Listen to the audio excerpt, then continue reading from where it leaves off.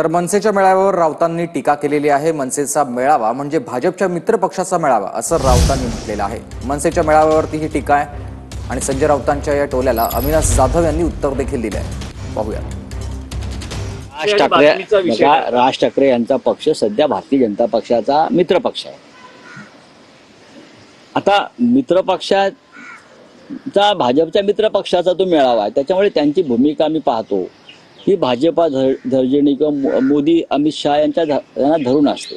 एकनाथ शिंदेसारख्या लोकांना मदत करणं हे महाराष्ट्राच्या एकंदरीत अस्मितेला आणि स्वाभिमानाला परवडणार नाहीये आणि मराठी माणसाला कमजोर करणाऱ्या भूमिका राज ठाकरे यांनी घेऊ नये अशी एकंदरीत आमच्या सर्वांची अपेक्षा आहे। राज ठाकरे आमचे राजसाहेब ठाकरे हे मैत्रीतल्या दुनियातला राजा माणूस आहे। त्याचा सगळ्या पक्षांमध्ये मित्र आहे, पण ज्या वेळेला ते शिवतीर्थाच्या व्यासपीठावर येतात ना, त्यावेळेला ते कोणाचे मित्र नसतात, कोणाचे शत्रू नसतात, ते फक्त महाराष्ट्र धर्मप्रेमी असतात आणि जे महाराष्ट्रासाठी महत्वाचं असतं तेच ते व्यासपीठावरनं म्हणतात।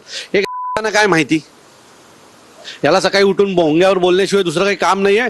तुम्ही आज राजसाहेबांचं भाषण ऐका, हा महाराष्ट्राच्या उपयोगाचा असेल, महाराष्ट्राला प्रबोधन करणारा असेल, हिंदुत्वाला जिवंत ठेवणार